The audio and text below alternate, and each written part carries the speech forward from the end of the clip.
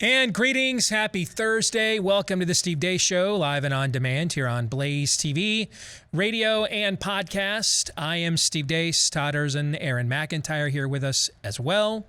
I'm going to warn you up front with everything we have going on as we speak right now.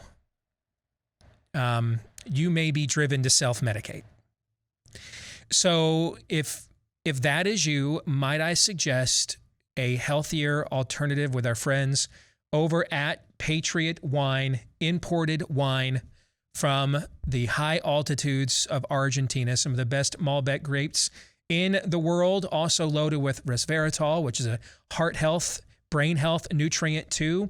90% less sugar than and fillers, a lot of the store-bought wines you will get. This is a high-end imported foreign wine, and right now they want to offer it to you for about half the price. Get 50% off today. No promo code is necessary. All right, because by the time we're done here, you may feel like you need a glass of wine just to wind down. Go to PatriotWine2021.com. No promo code is necessary. You just need to go to the website. All three of us, by the way, we've all tried this. We've all had a bottle of this at home, all enjoyed it, all would recommend it. PatriotWine2021.com. We want to know what you think about what we think, so let us know. Email the show, steve@stevedeace.com. You can like us on Facebook. Follow us on Twitter, @Steve Deace Show. Go to MeWe, Parler, and Gab, and look for Steve Deace there, and Getter as well. That's DEACE, and get clips of the show that are free, and then free of censorship at rumble.com/Steve Deace Show. Now, speaking of Facebook, so Facebook notified me this morning that I have been banned from posting on my page for 3 days because I posted earlier this week that single able-bodied men of fighting age, Afghan men from fighting age, are not refugees and should not be treated as such. They should be left at home to fight for their country. And for that, they said that violated one of their community standards, I guess. Now, I have to tell you, I have said far more offensive things than that. Now, just for giggles, I just went to post right before the show, hi, and it posted. So I don't know if I'm banned or not. Here's why I bring this up. They're clearly looking to ban me. Now, I don't care. I mean, I don't. The problem is some of the people that sell this show would, because we have about 130,000 people following us on our Facebook page right now. Now, I would prefer none of you followed us on Facebook and followed us on MeWe, Parler, Gab, and Getter instead. However, I don't control those decisions. The 130,000 people that follow us do. All right? So in the future, I would anticipate you see nothing from me. If you have been using Facebook as your way of interacting with us or staying up to date, I would look for nothing there other than just posting links of the show for the foreseeable future. I have too many other things going on in my life, too many other important things to deal with some Facebook fake checker, okay? I'm not going to do it.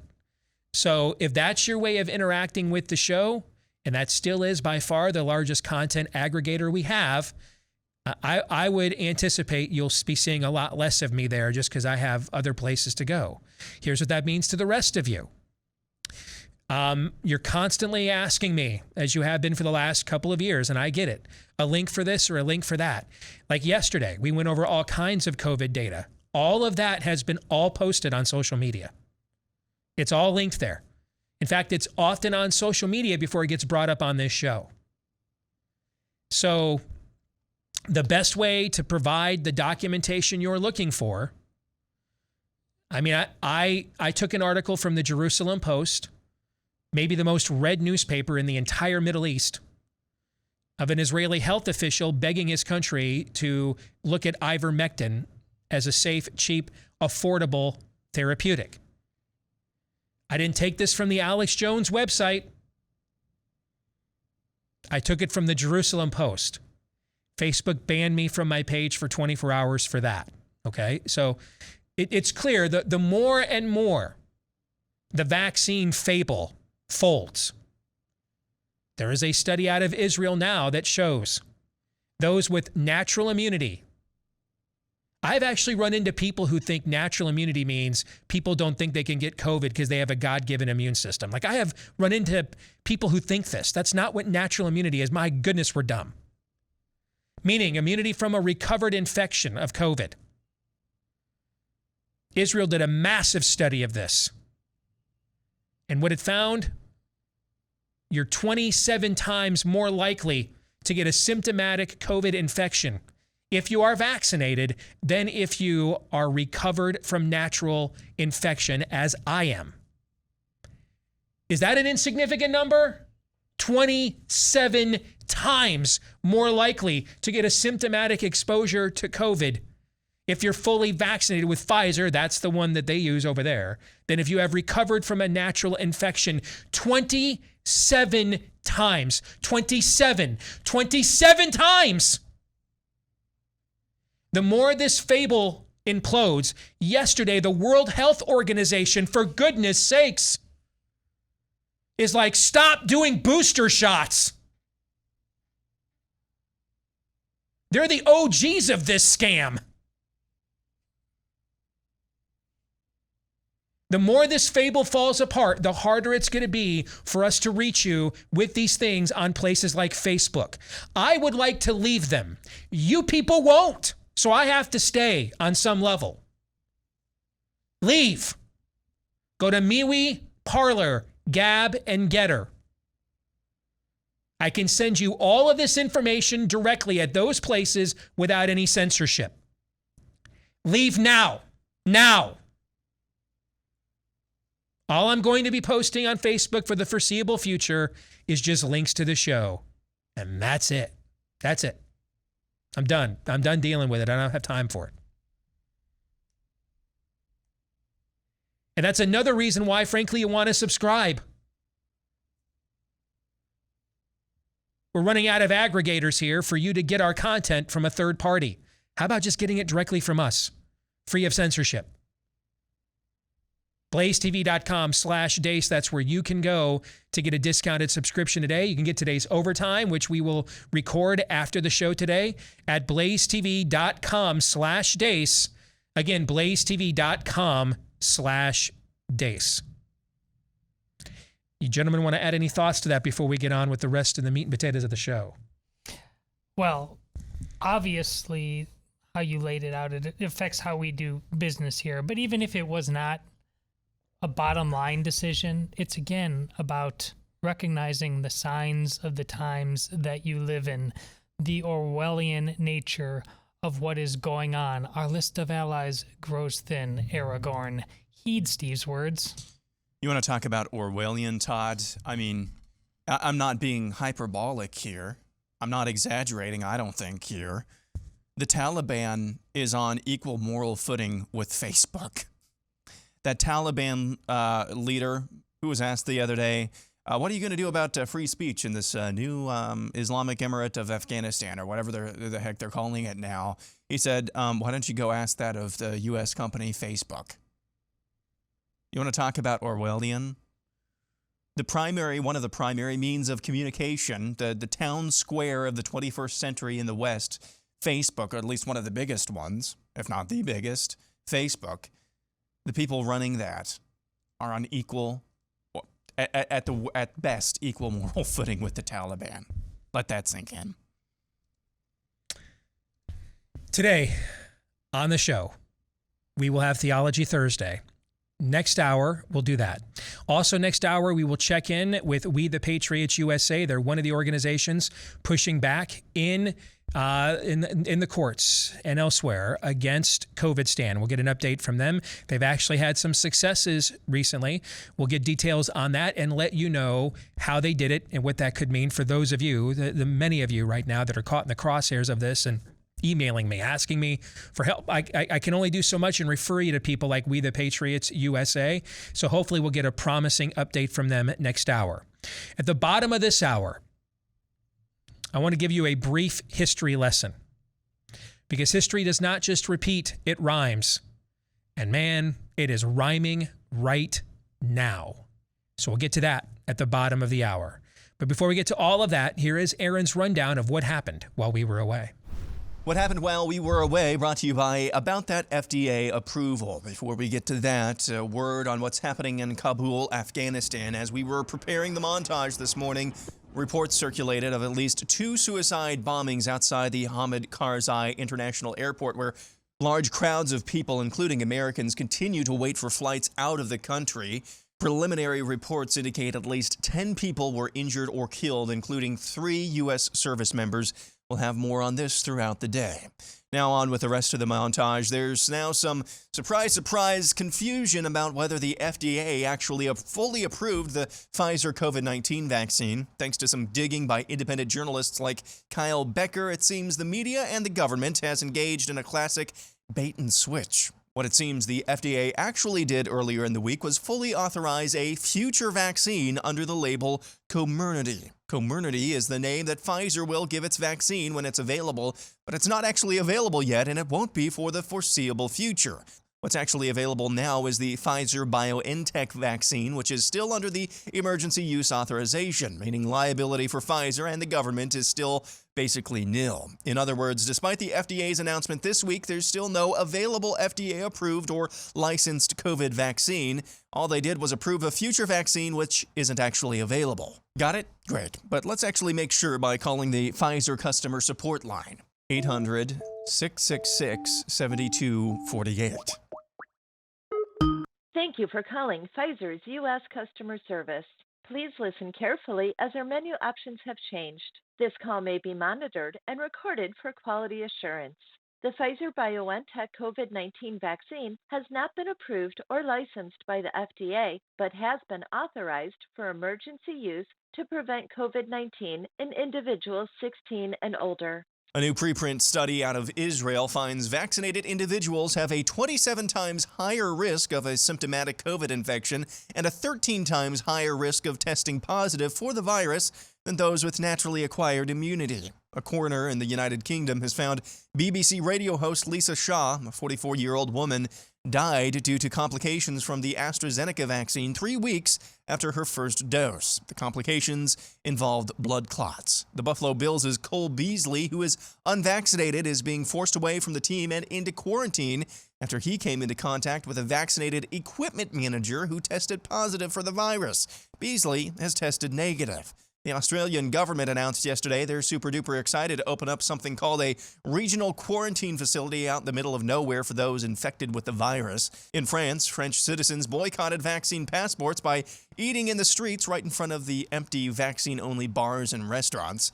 South Dakota Governor Kristi Noem continues her tear as a Chamber of Commerce slappy. Quote, "Think about this. If I have the ability to dictate vaccine policy to businesses, and so does Joe Biden. Thank God neither of us do." After she rightfully got dragged for that, she attempted to deflect from her flaccidness by tweeting out a video of the Daily Wire's Matt Walsh, who says she's primarily popular because she's good-looking. Noem accused Walsh of misogyny. In other odds and ends, the Washington Post published a story recently regarding the Mississippi baby killing clinic at the center of the upcoming Supreme Court case over the state's 15-week abortion ban. Let's take a closer look at the cover photo they used for the story. For those of you listening, what we see is a dude in a rainbow-colored vest outside the clinic with the words "Clinic Escort" emblazoned upon his chest. Closer look reveals he's wearing a necklace. At the end of that necklace is a pentagram medallion.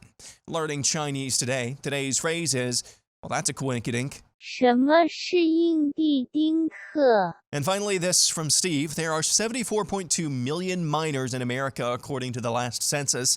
That means an American minor has a 0.00047% odds of a COVID-involved death. Last week, NASA announced the asteroid Bennu has a 0.058% odds of striking the Earth for an extinction-level event by the year 2300. There's a 12,240% more chance of sweet meteor of death arriving by 2300 than a child suffering a COVID-involved death. It's according to our government's own agencies. And that's what happened while we were away. That might be the single greatest data point we have unloaded on this show since we began this path. That one right there. Yep. That one right there. That one right there. As you see the clips going around of the kids doing the zombie walks, the kids in Washington State wearing tethers to play high school sports, what's going on, the continued masking. There's another study out today, peer-reviewed, by the way, that just says exactly what the study the CDC did in May that they buried. None of this stuff works, doesn't do anything in schools. In fact, this study actually says it just doesn't work like anywhere. They went state to state. They couldn't find anything that any of these mitigation efforts did to alter transmission levels one way or the other, period. Okay? That data point right there, that according to the odds NASA gave of the meteor hitting Earth in 2300 and the numbers from CDC of how many miners have died with COVID, there are over 12,000% higher odds of our race going extinct by a meteor in 2300 than there is of your child or mine dying of COVID in America. If that doesn't drive home what this entire fiasco, tragedy, reset, totalitarian attack, psyop, whatever you want to call it, all of the above, if that doesn't drive it all home right there, I don't know what does. You just don't like quarantine camps, Steve. Aaron's Montage brought to you by Omega XL. If you're suffering from pain, and I know you are, all right. But I'm talking about the chronic pain variety, the nagging pain, and not your heart, your soul. Okay, but the stuff in your knee, your neck, your back, your shoulders, chances are that it's inflammation. Look for an all-natural anti-inflammatory, backed by 35 years of clinical research, one that I also use each and every day for my aches and pains and stiffness. It's called Omega XL, and right now you can get a bottle and a second one for free. Buy one, get your second one for free when you go to omegaxl.com/Steve. Again, that is omegaxl.com/Steve. We've already mentioned the Israeli study on natural immunity, so we don't have to go back and revisit that. I don't think I even need to add anything to the picture of that was chosen by the Washington Post about who's the escort into the baby killing factory.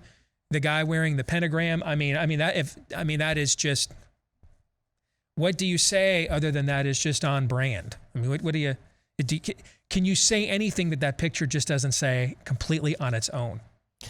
The only thing missing was Mick Jagger singing, "Please allow me to introduce myself." Indeed. Well put. Folks, do you know how many editors at a place like the Washington Post that photo went through, by the way? Let's just say it's more than one. Fair? Yeah. More than one. And either they all clapped like they did when Shannon Joy was removed from the room. That's possible. It could be real, recognize real, yes. Right? That could be it. Or it could be they're just so spiritually numb, no one even caught it. That's a pretty star. Yes. I looked at the comments on the original tweet that I saw that pointed this out. And one of the comments was, "Guys, do your homework here." It was somebody aghast that somebody would accuse him of wearing like a demonic pentagram. Their reasoning was pagans use pentagrams as well, so it's not necessarily True. demonic. It's merely an occult symbol. Yeah. Exactly. Let's get that right. Yeah. Do what thou wilt. Pastor Crowley once said. Indeed. Yes, indeed.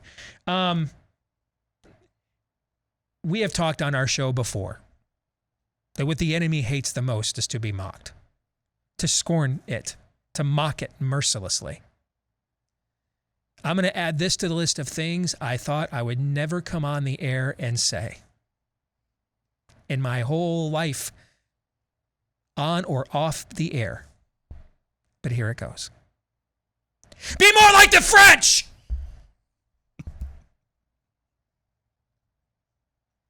I had a mom tweet me today, we're forced to make our kids do these zombie perp walks by the school. You're forced? You're forced? Really?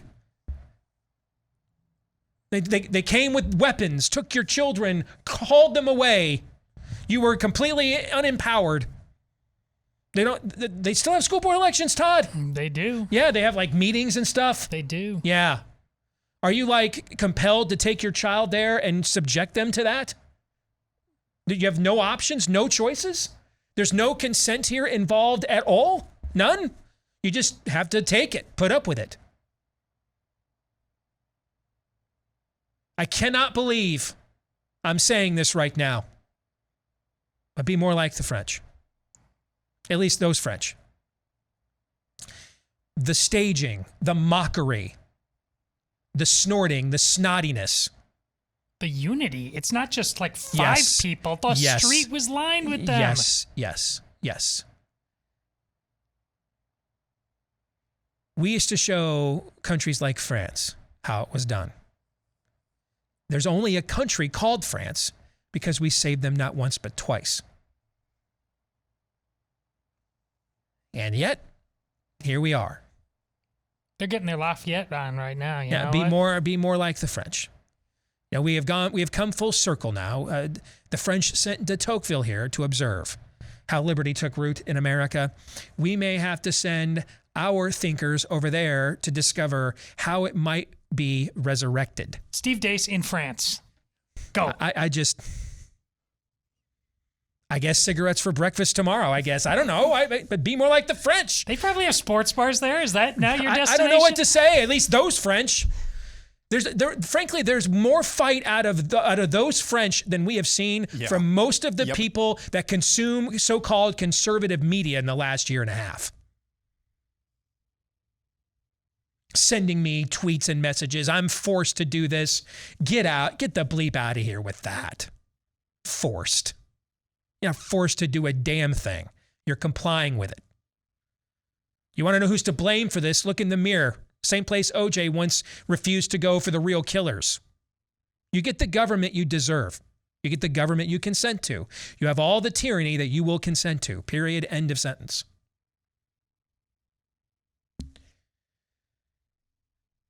Which brings us to Kristi Noem. I go back like a year ago at this time. Tell our 2020 selves that within a year we're going to bury her in a plot like next to Lindsey Graham, okay? And folks, this is why worldview matters. We're in the situation going on in Afghanistan right now, which I'm hesitant to comment on because details are still coming in about these particular bombings. But in the big picture, I will say this.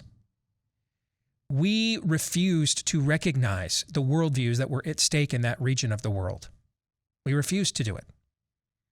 We've talked about this on our show how many times over the last several years. We thought we could just export democracy as a process, that there weren't any real ideals or creeds behind it. It was just a process of empowering people as if they were, machines. Given the right programming, they will now suddenly do the right things and make the right decisions. And it failed miserably. We spent 20 years looking for John McCain and Lindsey Graham's freedom fighters. Instead, what we have done is airlifted about 80,000 Afghans out of the country. Who knows how many able-bodied single men who didn't fight for their country and left their women and children behind. We lost. Just like we lost Iraq, we lost. Because we refused. We refused to acknowledge the worldviews at stake. And here's why we did that. Because the worldview that grants us such discernment, we're crushing that here at home. We don't possess that collectively as a people any longer. We don't have that wherewithal. You cannot act. A man cannot rise above his own worldview. You cannot ask a salamander to fly. You can't ask a bird in mid-flight to think. We can't rise above our own worldviews. We are what we thinketh. And so if my worldview is insufficient or incomplete, I'm going to fail. I may stave it off for a while. I might be uniquely clever. I might just be damned lucky. But sooner or later, our worldviews have a way of finding us out. What you're seeing with this Biden administration is incompetence, yes. Dementia, yes. But understand that what's driving it all is a demonic worldview. That's the primary driver. The incompetence and the dementia, the incompetence would be there without dementia. Remember, it was Obama's brilliant idea, prime of his life, Ivy League grad, to unleash the Arab Spring. Remember that? Yes. Yeah.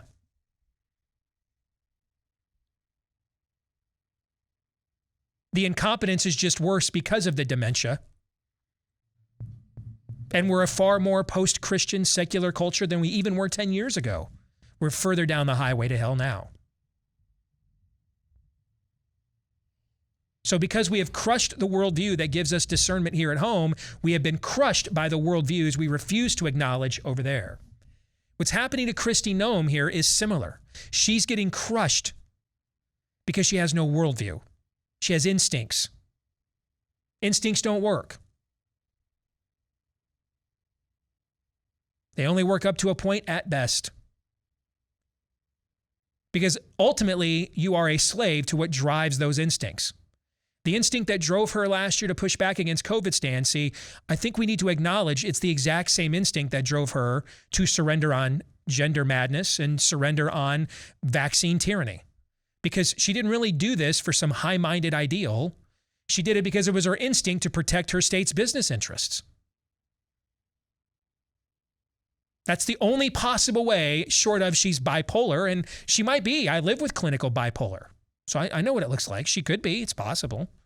So short of being clinical bipolar, which is possible, the only other explanation that makes all three of these otherwise random events line up congruently, stood up bold against COVID stand, then lay down on the most obvious truth of human existence, male and female, and then lay down again on take the jab or you don't have a job. What do those three things all have in common? Her, so maybe she has a mental illness, that's possible. The other thing they have in common is what is likely driving her instinct. She's a corporatist shill. And what you're seeing is it's one thing to play in a nice small pond in the Dakotas, but you get out here into the big leagues, man, she ain't ready for the show. The crap she tried pulling on Walsh, where she edited out the part of the clip where he actually substantively criticized her to make it look like he just went after her for her looks. I mean, dude, Joy Reid called and said, man, that's friggin' hacktastic. Okay? I mean, hey, dude, they send you, you're playing winter ball in Venezuela. Okay? They're not even sending you down to the AAA. They're like, hey, kid, no, come back when you got some more hair down there. You ain't ready for this show. Get out. I mean, that wouldn't win a junior achievement award. And she's just out here face planting and embarrassing herself now monumentally twice on signature issues because there's no worldview there. There's none. Just a craven politician driven by instinct. That's it. I promise you,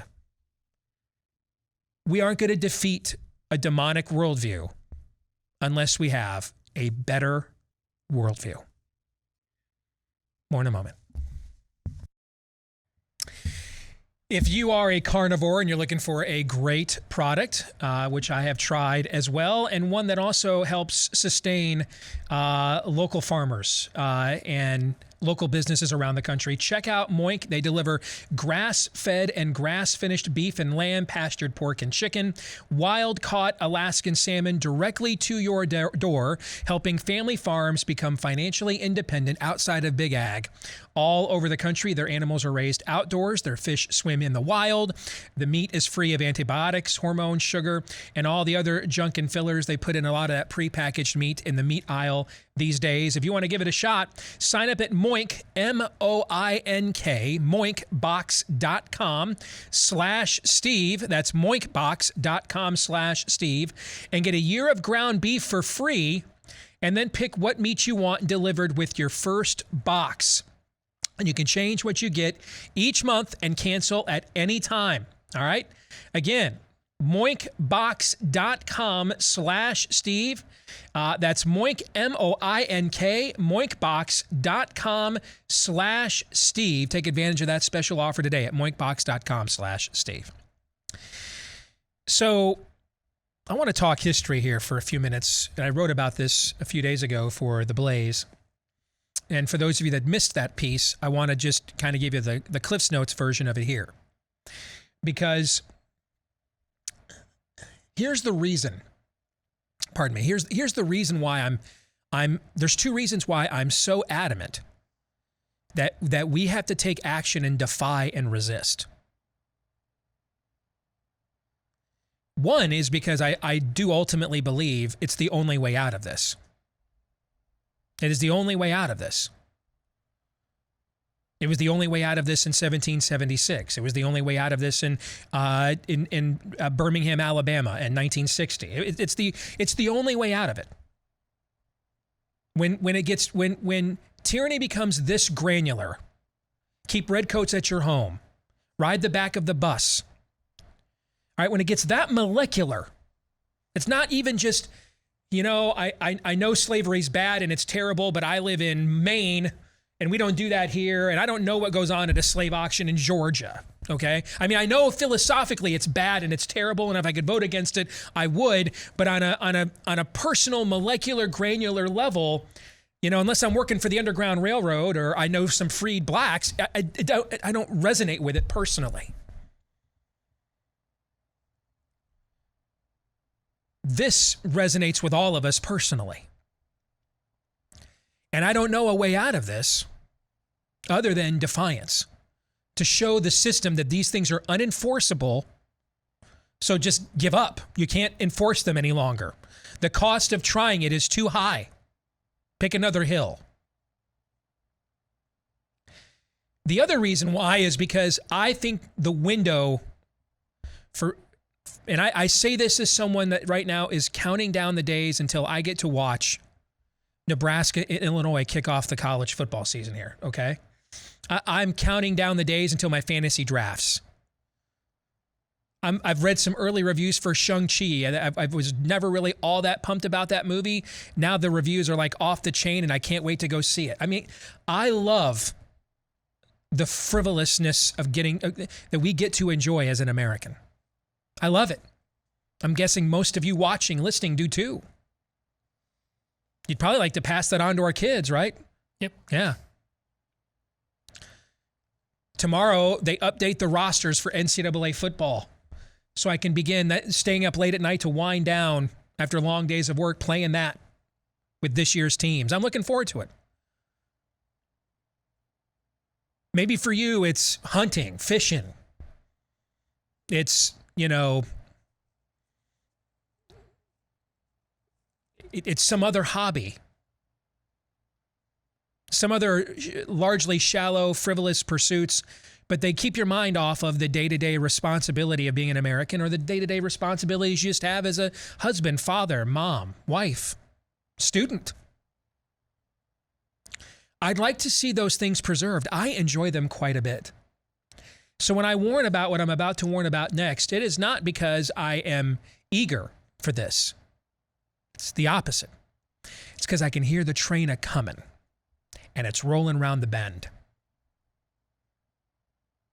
That history doesn't repeat only, it also rhymes. And I think in fear that the window is closing on us and when I say us, people with some form of traditional beliefs in what's left of America. I think windows are closing for us to peaceably get resolution, and I'm worried about that. Nothing bothers me more than thinking about that.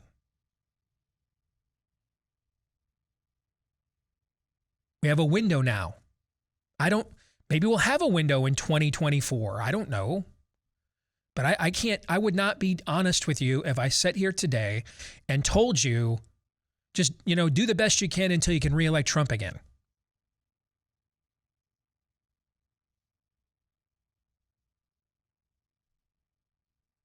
We're discussing and debating things that in 2019 we would have never contemplated right this minute. The idea that we can just, wait for deliverance to arrive in January of 2025, and that's even if you can get an honest election and win. I can't sit here. And by the way, I don't say that for effect. I've got 3 kids. I find myself looking at them all the time wondering, what's things going to be like in a couple of years? I've had a rule in my house about no dating until 16.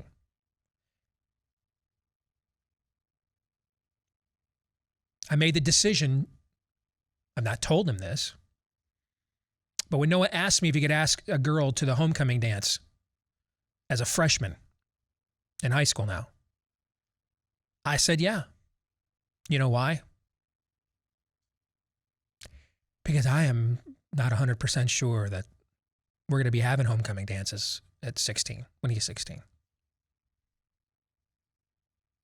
I'm not. And I'd be lying to myself and all of you if I said we were just going to take all those benchmarks for granted. Didn't last year teach us not to take all these benchmarks for granted? And then some. And then some. So he's a pretty mature kid. We'll chaperone the whole thing. And I'll make an exception for a special formal event.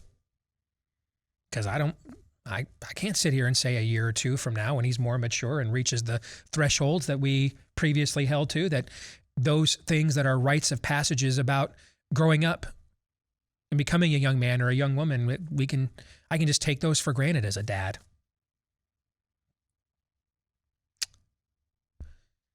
Because we're in a position, and I thought about this recently. About 10 years ago, I had dinner with Newt Gingrich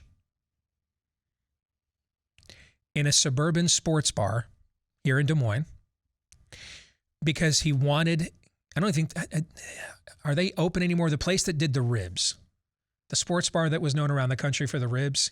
Do you remember what I'm talking about? Was it, I can't remember what it was called, but he wanted to go there because Callista doesn't let him eat those foods anymore. And he wanted to do a behind her back. Nice. Right.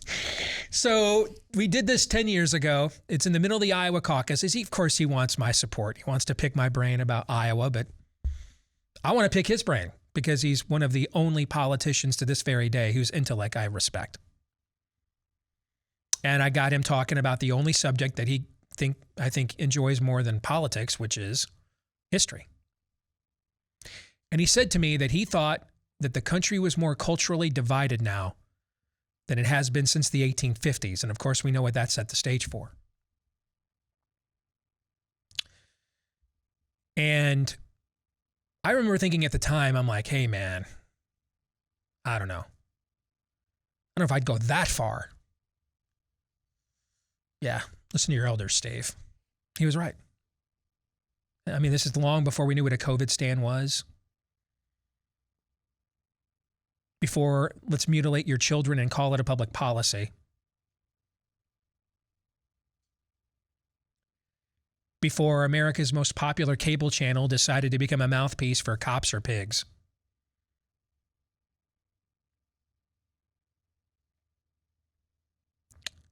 So if he wasn't right in 2011, Newt is certainly right now. So let's take a look at the 1850s for a second. You know, the issue of slavery threatened to stymie the formation of the Union from the beginning. In the original draft of the Declaration of Independence, Jefferson, Adams, Franklin combined to include a statement that addressed the evils of slavery and pinned it on King George for exporting it to the colonies. 2 of the colonies, I think it was South Carolina and Georgia, objected, so they would not vote to affirm the Declaration unless that language was removed, so it was. But then eventually they wrote a constitution that helped set the stage for a civilization that would ultimately undo this evil. This battle waged from the very beginning. There were debates about, as the country began to expand, even in the late 18th century, in its formative years, about the Northwest Ordinance places, Michigan, Wisconsin, for example. Would those places be slave territories? And it was decided no. So right away, the majority of the founding generation that were some form of abolitionist to offended by slavery began practicing a policy of containment to try to isolate it. But now we get into the mid-19th century and business is booming. Huge money to be made. We enact a series of compromises with slavery, which were really compartmentalizations. Let's just kick the can down the road, not deal with this injustice in our midst because we're all making so much money here. And we just struck gold in California. So now, even though California was admitted to the Union as a free state, we're going to start exporting hundreds of slaves to the new economy out west because they'd like the cheap labor too. Abolitionists get angrier and angrier. Begin more and more to see they have no future in the current political paradigm. They meet in Jackson, Michigan for the first time and form a new party to combat the twin evils of slavery and polygamy. Said it right in their charter, and they called it the Republican Party. And then you had the Kansas-Nebraska Act, which then just kicked the fuse over. Where now we were no longer going to contain slavery. We were going to let states by popular sovereignty vote whether to treat people as subhuman by the color of their skin. This led to an event called Bleeding Kansas, where literally guerrilla forces for both abolitionists and slave traders literally fought wars, like in the streets, violently. People died. Bloodshed. One of the chief figures in Bleeding Kansas was a devoutly religious man named John Brown. Brown, after seeing what they had done to his minister, who was an abolitionist, vowed that he would make it his life's mission before God to destroy the institution of slavery. He led raids to free slaves all over the territories. He was becoming a bit of a folk hero, kind of a dark knight vigilante type. Yes, they were violent raids, but they were considered for a righteous cause. He was a contemporary and friend of Harriet Tubman, even nicknamed her General Tubman. He was a contemporary of Frederick Douglass. He was actually fairly mainstreamed for a time within the abolitionist movement in America, until his raid on Harper's Ferry, which was doomed from the start. A freed black man at a train depot refused to follow one of Brown's orders, so he was shot in the back, the very kind of man that Brown was, of course, claiming to want to free. There were numerous casualties, including Brown's youngest son. Then Colonel Robert E. Lee was sent in directly on orders from the President of the United States to crush Brown, and he did. Brown was offered the chance to peaceably surrender. He refused, so he was taken by force. He was then tried for treason and hung. He had a farewell speech that went viral in the northern states at the time. It was like a call, it was considered a call to arms. And in it, he said, I'd have done this on even a bigger scale if I could. I don't regret it at all. And he even went on to say, if I had done this for the poor, if I had done this for the oppressed, or if I had not done, or if I'd done this for the rich and the intelligent, I'm sorry, I flipped it around. If I'd done this for the rich and the intelligent, for the great, those are his exact words, for the great. If I'd done it for them, you all would have applauded me. It's not my methods that you were ashamed of. It's the people I was fighting for. That was the issue. If I had done these things for your pet causes and your demos, you'd have been totally cool with it. Does that sound familiar at all, by the way? A little bit. A little bit, yeah.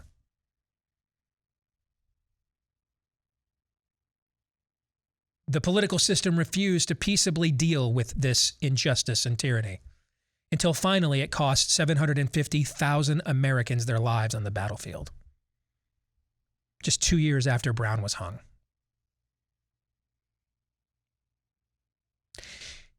There has never been within a culture a mass peaceful transfer of liberty, property, and prosperity in all of human history. And there never will be. It goes against our nature. There won't be here either, particularly with so many people armed. There won't be here either. I fear we are being put into a corner where the peaceable system will not address these injustices, which is why we're going to have groups like We the Patriots USA on in the very next segment about how to address these concerns peaceably with the system our founders gave us. But if you think this can't happen to us in our time, it's already happened on this continent once. And at a time when we had far more reverence for the Constitution and the founding ideals of this country and our institutions than we do today. You bet your sweet bippy this could happen again. It doesn't have to. We have confrontational and aggressive, peaceful means to stop this. It requires us to have the will, though, to utilize them. Because if we don't, if we compartmentalize too, we will set the stage for a new generation of John Browns. Eventually, nature abhors a vacuum. And if the methods we were given to address injustice and tyranny are not utilized, unconventional and non-traditional means will emerge. That's just, well, science.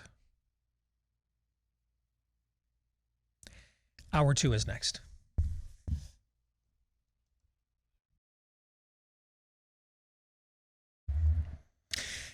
Back here with Hour 2, live and on demand on BlazeTV, radio, and podcast. I am Steve Deace, alongside Todd Erzin and Aaron McIntyre. Let us know what you think about what we think. You can follow me on Twitter at Steve Deace Show. You can also find us on MeWe, Parler, Gab, and Getter. That's where you get uncensored links and commentary here on the program as well.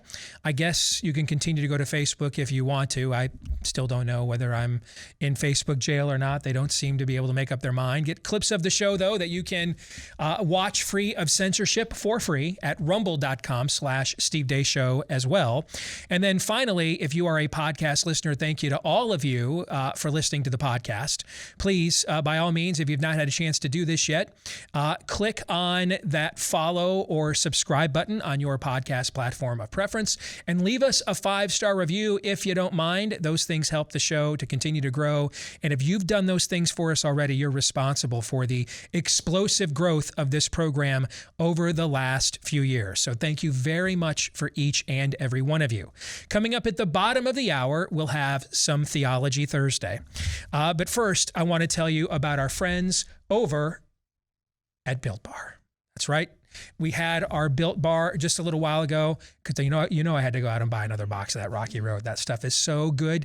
Today only, raspberry cheesecake. What do you think? I think is there a Built Bar app? You're going to need it to organize all of your purchasing. Yeah, yes. I got to stop. Okay. I don't know if I can. All right. But I had one of the lemon cheesecake yesterday that you brought in. Yes. Oh my goodness. Yes. Today, raspberry cheesecake is a specialty flavor available today. So if that is your jam, or any of the other flavors that we talk about every day, why not take advantage of that promo code DACE for the best protein bar you've ever had? And it's more nutritious than any candy bar you've ever tried and tastes about as good, if not better, than most of them too. All right. Built.com is where you want to go. BUILT, today only, raspberry cheesecake. You can get that or any other flavors today at Built.com and use the promo code DACE to save 15% off your first order. Promo code DACE, DEACE, at Built.com. Again, that is Built.com. Let's bring in Brian Festa. He is here with us from We the Patriots USA. It's good to have you with us again, Brian. Welcome back to the program. How are you? I'm great, Steve. Thanks for having me back on. So, Brian, I'm hoping you're going to be one of the possible solutions to a question that is dominating my inbox right now. I've got people I didn't even know have my number sending me text laments. There is so much need right now for legal representation up against what we call on our show COVID stand. So tell us, what do you guys do there at We the Patriots USA? So we are amassing a network of attorneys from coast to coast, actually beyond coast to coast, because I talked to someone the other day from Hawaii who heard about us from her friend in Hawaii, who heard about us from another friend in Hawaii. So we are out on the islands, I guess, now. We are organizing a massive attorney network to create a litigation machine to take on these COVID tyrants, COVID fascists, whatever term you want to use. But they are infiltrating, Steve, as you know, every aspect of our lives. They want to control every aspect of our lives, whether it's employment, whether it's college education, whether it's travel. You're not going to be able to do anything without showing your papers. And we all know where that comes from and where that goes. So how do we stop this, Brian? Well, like I said, we are amassing a nationwide coordinated effort with our attorneys. We believe we have very, very strong First Amendment claims, especially when it comes to religious liberty. So I'll give you an example. Just this morning, we learned that a state university in Connecticut, and I'm not going to name it yet because it's pending litigation, but you may be hearing about it very, very soon, told a student in their nursing program that they would not consider religious exemptions or non-medical exemptions for any of her clinical placements. So what that does to a nursing student, much like the medical student we're defending in Missouri right now, what that does is it basically ruins your career. You've got to take a year off, a sabbatical. It's forced leave of absence, and that shows up on your resume. And, people are going to ask questions when she's going to look for a job. So that is absolutely illegal. A governmental entity like a state-run public university absolutely cannot tell someone that they're not allowed to ask for a religious exemption. That's absolutely ridiculous and abhorrent. So we have very strong grounds to challenge that. Even at private universities, we won a battle recently, 2 battles actually at Fordham University, where they denied a religious exemption to a student or to 2 students simply because the Pope says that it's okay. So that's supposed to dictate your personal, sincerely held religious beliefs? No. We had our attorneys take action, get mobilized, and they reversed their denial, their discriminatory action. So, we feel very confident in the strategy we've already been employing. And it's going to take some precedent. What it is, Steve, it's a race to the courts right now. It's a race. It's a beat the clock, because if they get some bad precedent before we get good precedent, we're in big trouble. If someone has a need in our audience, and I'm going to warn you, okay? There's a lot of people in this audience that have a need, okay? I know. The last time we had somebody on doing it, what you're doing, we crashed their website, okay? So I'm gonna warn you, okay?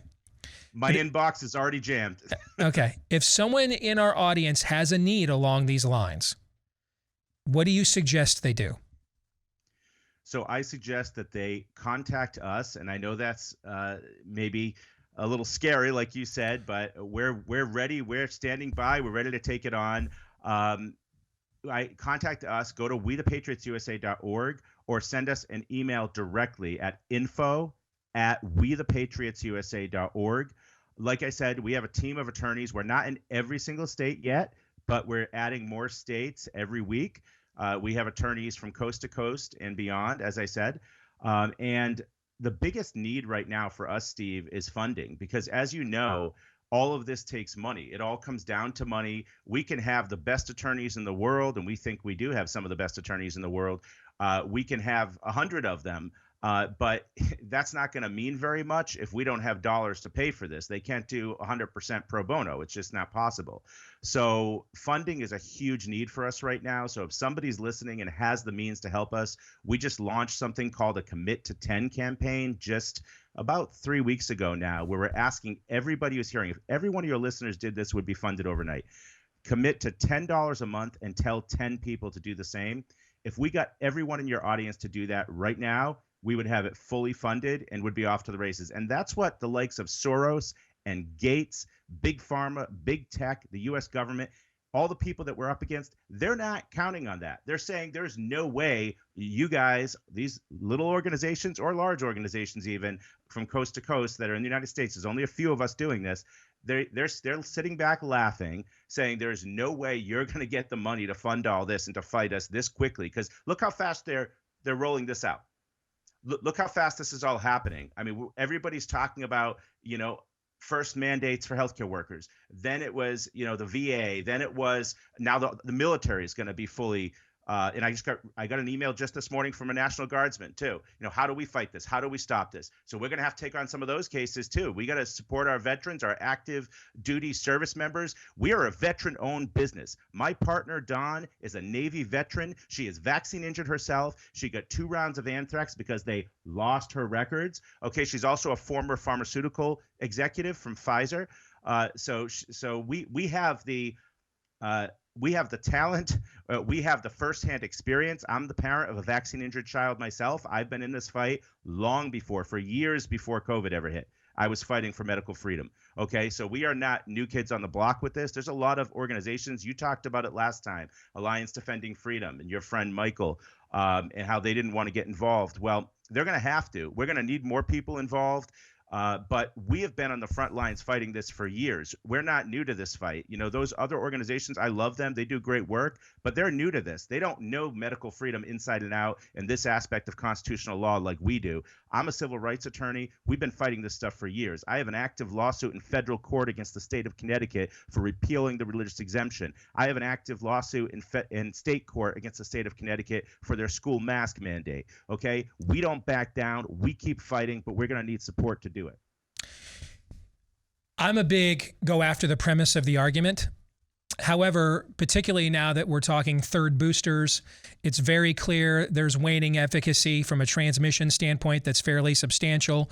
The CEO of Pfizer said just a couple of days ago that they anticipate a variant to emerge that will elude the current vaccine concoction they have, and it could take up to 3 months for them to come up with another one that would be able to address that particular variant.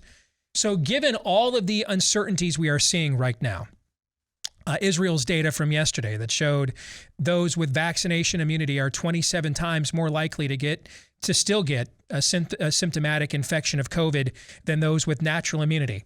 Given all the uncertainty about the efficacy and the adverse effects of these vaccines, this is a case where I am all for getting as many religious exemptions for people as we possibly can to try to slow the game down here a little bit and observe more of just how well these things work in real time and over the long haul what their potential side effects are, okay?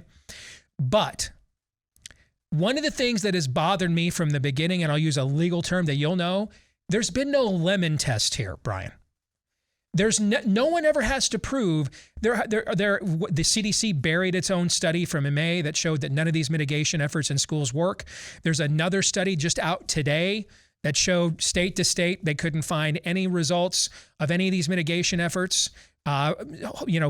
Basically in a substantive way, altering transmission rates of the virus whatsoever. We've got states like Oregon now doing outdoor mask mandates, even though they're one of the most highly vaccinated states in the country. And yet, when are we going to force them, or do we have a legal, maybe we don't have, maybe I'm asking too much, to force them because we all agree we live in an imperfect world, Brian, right? At some level, there is an inconvenience factor when life is at stake, right? There just is. We don't live in a perfect society. We're not automatons here. That being said, though, in order to navigate that conflict, shouldn't you find out if the juice is worth the squeeze, whether the efficacy here merits an infringement on people's personal liberty? Because I don't ever see this argued ever. I don't ever see an example they have to prove that any of this BS actually works. Right. And the onus should be on the ones mandating it, right? The onus should be on the states and on the federal government and the companies, the corporations that are mandating this to show that the benefits outweigh the risks. I absolutely agree with you. We've tried that approach. We tried that approach in our school mask lawsuit. It's currently on appeal right now because it was dismissed at the lower court level because we presented over 1,000 pages of scientific evidence, including peer-reviewed studies. We presented 4 expert witnesses, including 2 child psychiatrists, a world-renowned epidemiologist, another MD, and it was dismissed very summarily, I think, in saying that, well, the overwhelming scientific consensus is that these are effective and these are safe. I'm paraphrasing, but that it was really just a sentence or two that dismissed all of that evidence, and we think that's wrong, and that's one of our arguments on appeal is that no, the courts are bound to look at this evidence. If we say there is an emergency and children are being harmed, you have to examine that evidence, you have to listen to the experts, and you have to give it its proper weight. It's not like the state just automatically gets to defer to their so-called public health authorities because they have a fancy title and a lot of letters after their names. Show me the evidence. Show me the concrete evidence.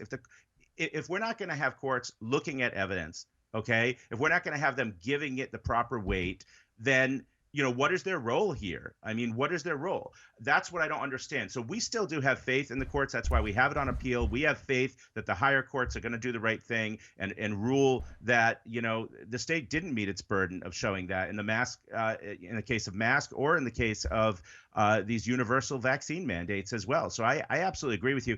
I just want to say something, Steve. There's something else going on here. This is what really bothers me about all of this. Someone else is driving the bus, right? Because you have almost zero liability if you don't mandate this, and a ton of liability, a torrent of liability if you do. This was going to be my next question. Right. A friend of mine is a CEO of a company with some significance, okay? He is amazed to see so many of his fellow CEOs out there just taking on upon themselves all the liability that you can't go after Moderna, Pfizer, and anybody else for by trying to mandate this on their employees with so much long-term data out there still not realized. He cannot believe that so many of these CEOs are just lining up to take all this liability upon themselves. So that was going to be my next question. Why are they doing it? Right. And this is something I'm still trying to figure out. I've heard a few different theories, but I mean, on the one hand, if you are not going to mandate it, you have almost no liability, right? Because people go places besides work, okay, and besides college even. They go to restaurants, they go to movie theaters, they go to grocery stores, right? Kids go everywhere. They go to playgrounds. How in the world are you ever going to prove that you contracted COVID and got sick from the workplace?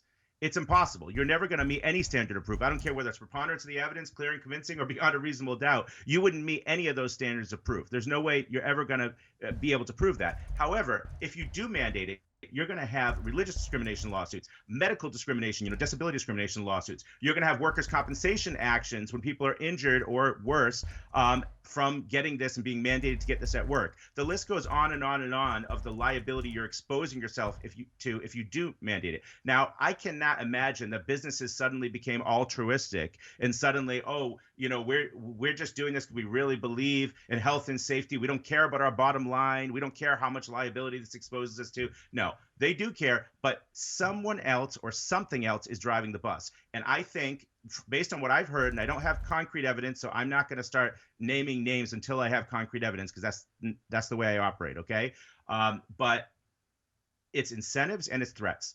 They're being threatened to lose funding, to lose health insurance coverage. I heard at least one very large company that you would know if I said it, their health insurance carrier, it's a multinational company actually, told them they're not giving any more health insurance unless everyone's vaccinated.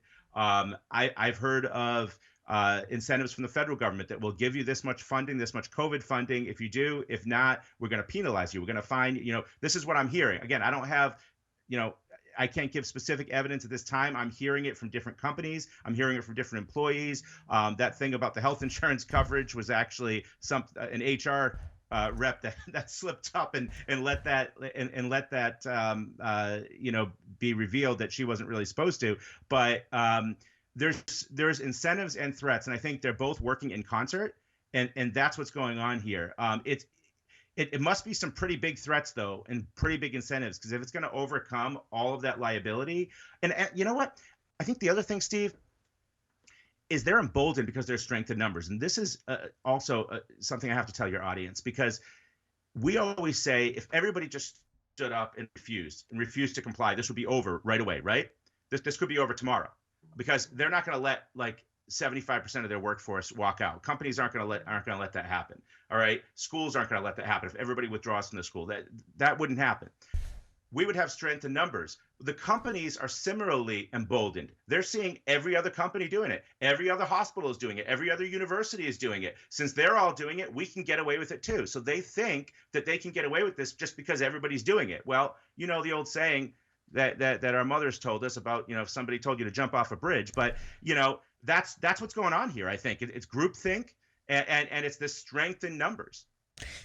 Did Amy Coney Barrett send them a sign a few weeks ago that they would protect them with the ruling she gave in the Indiana University case, where she refused to even grant cert or standing to hear from students who didn't want to be forcibly vaccinated by the public university there?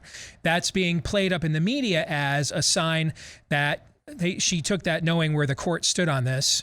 So do you think that was maybe a wink and a nod? Hey, we've got your back. And if we take your case, then, we're going to probably let you just forcibly jab people if you want.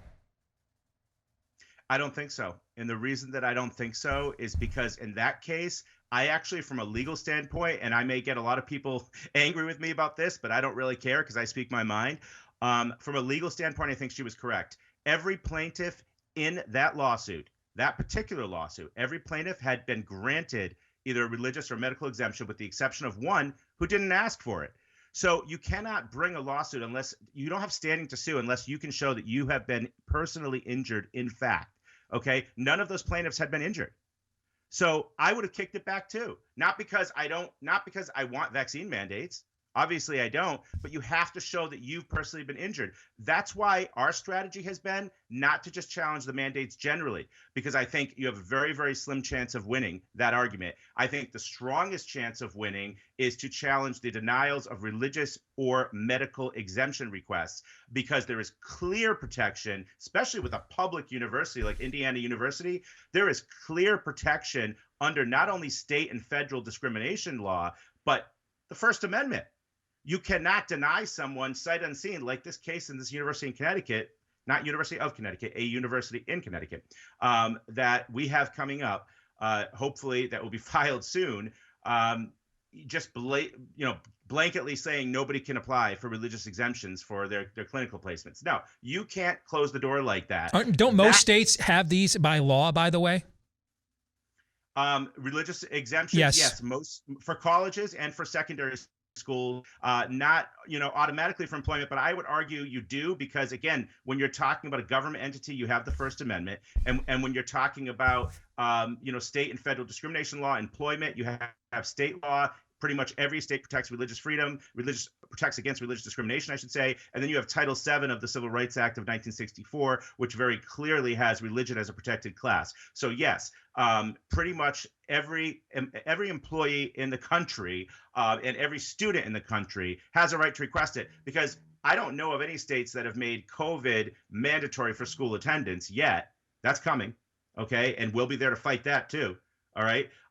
But since COVID's not even on the required vaccines that are required for school admission, everybody, even states like New York and California, everybody has the right to request a religious exemption from COVID for school, for college.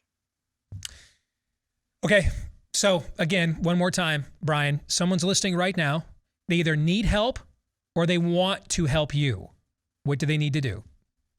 Go to wethepatriotsusa.org. You'll see right on there our contact form. You can also email us directly at info@wethepatriotsusa.org. And please consider, because every time I come on one of these shows, like when I was on your show last time, I get thousands of messages asking for help. And we love that. We want to help as many people as possible. But if we don't have the dollars to back it up, we're not going to be able to help everybody or even very many people. So the Commit to 10 campaign is right on there. It's just $10 a month, and then tell 10 people to do the same. And then if you're interested in larger gifts, larger donations, please reach out at that same info email. We have a very small dedicated team that reviews those. So that's a secure inbox. None of your information will be shared. I know a lot of donors want to remain anonymous. We are a 501c3 nonprofit organization with the IRS. So gifts, in most cases, gifts are tax deductible. Great stuff. Give those websites again, brother, one more time. WeThePatriotsUSA.org, and our email is info@WeThePatriotsUSA.org. And one more thing, please check us out on Telegram, because you mentioned at the beginning about being censored and kicked off Facebook. We're in that same situation with Twitter and Facebook being censored all the time, but our Telegram channel is amazing. We have news and updates from all over the world that my amazing business partner calls through and puts together in a news channel. So please join the We the Patriots USA news channel on Telegram. t.me/We the Patriots USA. Thank you, Brian. And thank you for the work you're doing, brother. All right. Keep us up to date. Appreciate you. Thanks, Steve. You bet. Bye now. All right. Thoughts? I can't stress enough, and I didn't know this about him, or I'd forgotten about it the first time we had him on, but his background and his partner's background in vaccine injury, it is absolutely crucial, and it makes me understand exactly why they were ready for this moment, because they get, based on their past history, well before they had ever heard of a COVID, what I always tell you is the magical thinking of vaccines. They know exactly the nature of the enemy, the way they lie, how often they lie, that this isn't just about healthcare or good intentions gone awry. There is, as he said, something else is afoot. And that's why here in this moment, heck, I didn't know when and how it was going to come. But they understand, like I did, when this thing, COVID, came along, this was like, this is the plant the flag moment. The problem just got worse.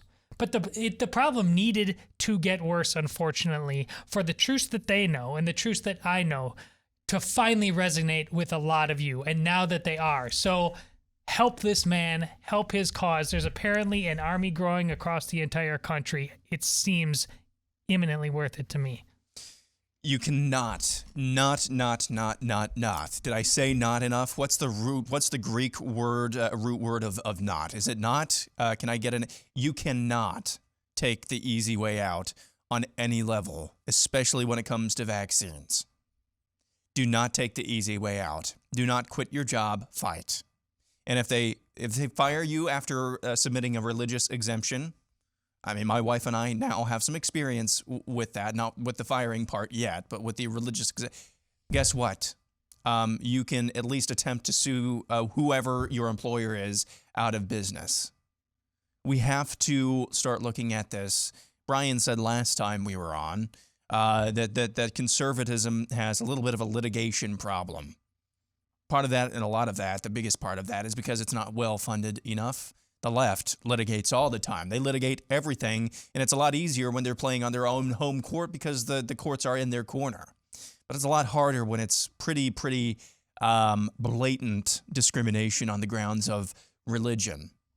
Don't make it easy for any of these players.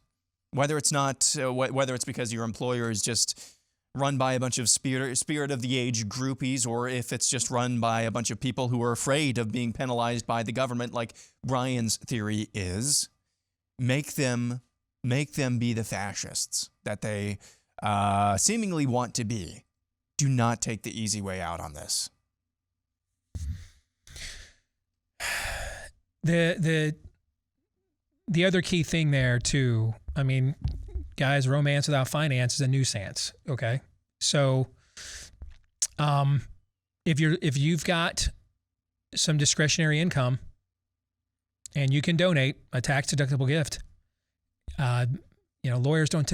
Nobody else, for that matter, typically likes to work for free, right?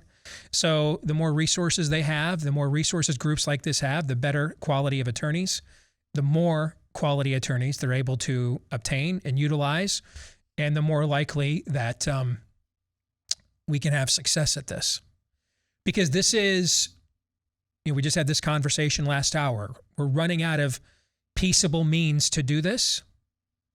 And this is one of the last few peaceable means. What he said about a race for precedent, I thought was prophetic, in that a lot of this is being driven by perception.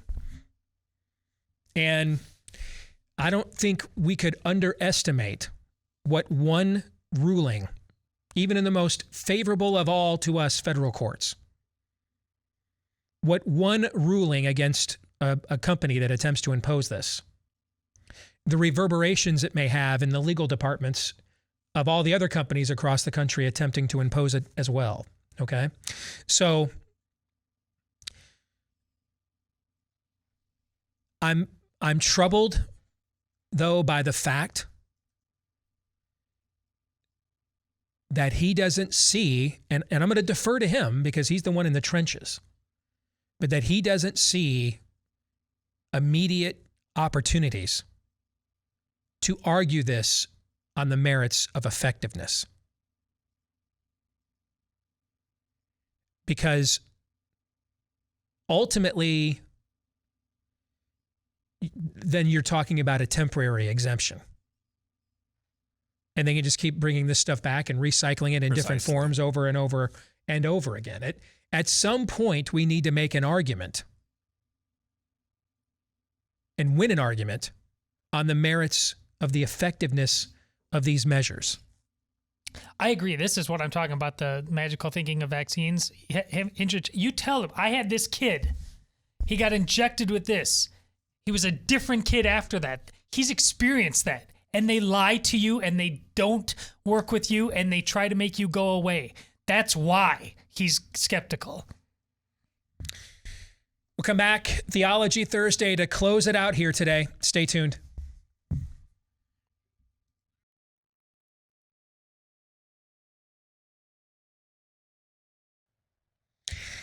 So what if the day comes that they said, hey, that couldn't happen here, and it happens here again? Next time it might not be sanitizer, wipes, toilet paper. It could be food. That's why you want to be prepared with our friends over at My Patriot Supply. Up to 2,000 calories a day. That includes breakfast, lunch, dinner, drink, and snacks so that you won't go hungry in case it couldn't happen here, happens here again and worse. They're offering it right now to our audience for 25% off a 4-week emergency food supply. Stays fresh for up to 25 years with proper storage. It will be delivered discreetly. They won't send the Scooby Mobile with food with a Doom Prepper on the side. All right, it'll just show up, deliver your goods, you store them properly, and now you have the peace of mind to know that you are prepared should it go down again. Preparewithdace.com is where you want to get prepared and get that discount. Preparewithdace.com. Again, that is preparewithdace, D-E-A-C-E, preparewithdace.com. Let's get to Theology Thursday. And I want to share a note and respond to it for Theology Thursday this week. First, let me say how much I appreciate you guys' show and that you guys appear to be genuine. And if it helps, you guys have really been a big part of my growth. Well, thank you. My Bible study this week included the account of the Roman centurion and his responses and actions to observing the events surrounding the crucifixion. And it has me thinking about my own profession. I've begun to have certain reservations for the past few years regarding my requirements as a leader and a Christian in this job. I've talked with a few close mentors and men of faith over this topic, but would like to hear your thoughts if you're willing. I'm an officer in the U.S. Army who is also a Christian, brought up in a non-denominational Protestant faith where Christians worship and organize the congregation as the apostles established in the New Testament. I've recently been promoted again, surprisingly. I've sworn the oath of office over the past 15 years and meant it every time. However, the last time was 2010 at my last promotion, different times and in an age of personal ignorance. The question scenario that has kept me up many nights is this. I swore an oath to God to defend the Constitution. However, we as a service and officer corps did nothing during Barry's tenure of crimes and are obviously doing nothing now. I see the motivations of many senior leaders are that of careerists, doing whatever they have to get over their 20 years for their benefits, which explains inaction. For me, my motivation has been to provide sound training to soldiers, either in exercise design or in molding the next generation of officers. That's my current job, and I have found satisfaction in this role. Holy Scripture tells us we cannot serve two masters. So, Can a Christian serve their nation and still be found on the side of God when we do things like we are doing right now as a government, as a culture? If so, what is our responsibilities? Thank you for your time and hopefully consideration.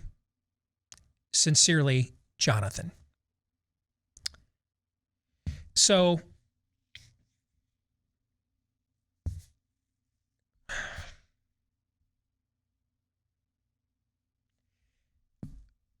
the answer to this is hard.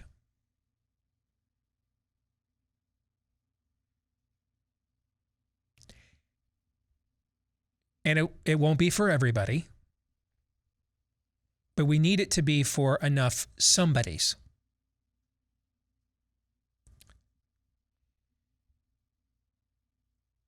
Paul never renounced his Roman citizenship. And there was no greater privilege in the known world at that time than Roman citizenship. I mean, you were literally a superior class of human by law. You had civil rights no one else did. You had freedoms no one else had. You had recognition no one else could earn. Roman citizenship was the most privileged of classes. And then your place within that society, obviously you rose to more status. But particularly for a Jew, Roman citizenship was rare. Never does Paul resign his Roman citizenship. He uses it to its fullest potential to travail freely throughout the empire. It's possible one of the reasons that he was sent by the religious leaders to go and persecute the Christians in Antioch, and that is where he had his conversion on the road to Damascus. It's quite possible one of the reasons why he was sent is because he had the Roman citizenship as a Jew, as a high-ranking Jew, to actually go to these other places that you couldn't always go to. He could go with authority, not under the cover of night, broad daylight. He would have access to local infrastructure culturally that the average Jew would not.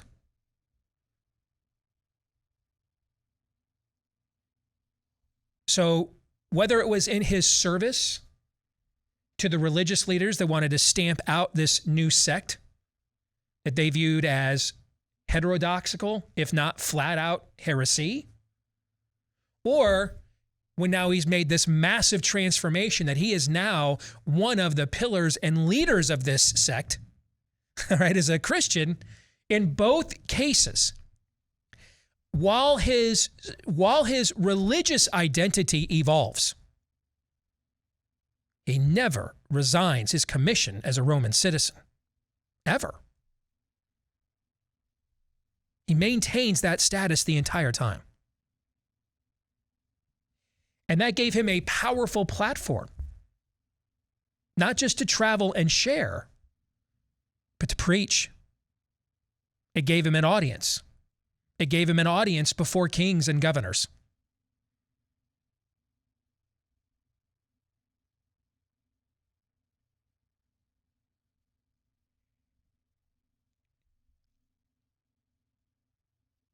What I'm going to ask here is hard, and it won't be for everybody. And I don't think you're weak or anything if you can't do it, okay? But some of us here have to see this through all the way. Some of us here have to not just quit and resign and go away in protest. Some of us here need to make the system hurt. Some of us here need to put the system on notice and use the platforms we have as American citizens with privileges therein and freedoms and liberties and status and access as a platform by which to declare the truth. Jesus is brought before the seat of Roman power in Israel, the procurator's palace, Pontius Pilate. Pilate takes him in the back, looking for some way, some political solution out of a clumsy, precarious situation. And Jesus isn't looking for that at all. He's looking to see the situation through. And he says during this exchange with Pilate, he says, "For this reason I came into the world, to testify to the truth." John and other members of the military like you, you have not abandoned your commission. You have not failed your oath. The system around you has failed you. You're some of the best this country has to offer.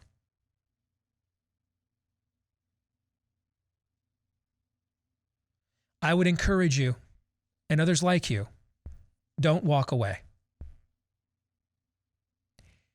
Finish your race. See it through to the end. Use your platform. Put them on notice.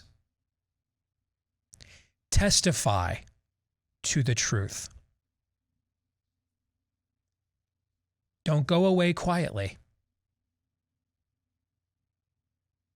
but instead so that the world may know they did this to you because of who they are and what they believe, not because of who you are or what you did. And you made them do this to you because of what you believe. No more teachers resigning. No more. Make them do the deed. Don't make it easy on them. Make them do it.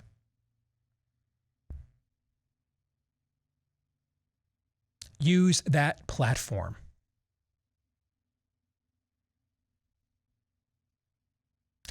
In the earthly sense, it didn't work out for Paul. He spent the last months of his life in house arrest, and then he was decapitated.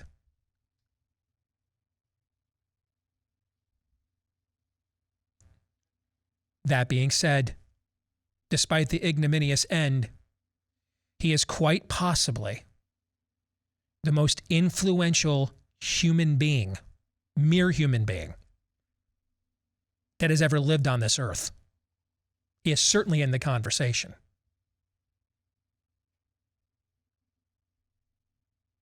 He won. His legacy lives on. Theirs do not.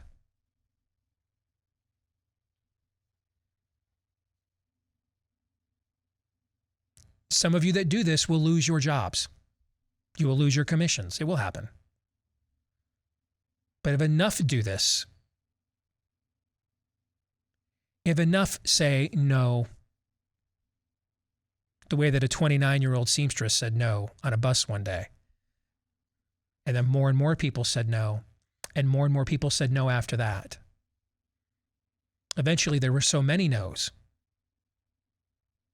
that they had to relent.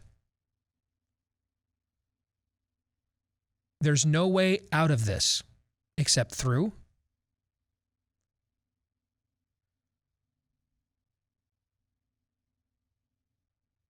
I wish there were, but there is not.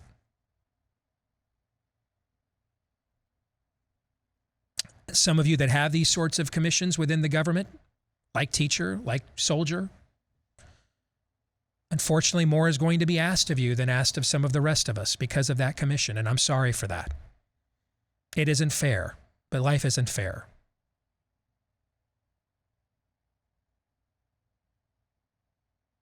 We need you to see it through.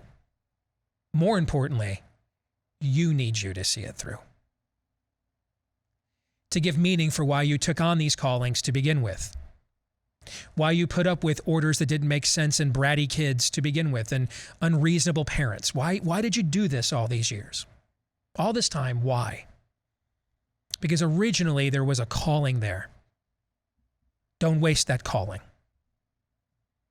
Quitting now, resigning now, walking away, making it easy for them means all the opportunities that you had to sustain with your own effort. You wasted that time. You did it for nothing. You're like Bill Clinton went running and then stopped at McDonald's on the way home. Remember he used to do that? Rush used to make fun of him for that all the time. All right. That was a waste. Either go to McDonald's or run, but don't go running and then go to McDonald's. Now you're just contradicting yourself. Don't do that. See it through. Call the bluff. Bring them to their knees. Don't just quietly walk away. Use the platform. Don't let the New York Times and Washington Post just ignore the fact we're heading to a nursing and soldier shortage in the country. Nope. Use the platform you have to let all hear. This is all of us are now in our own valleys of Elah. Don't walk away without slinging a stone.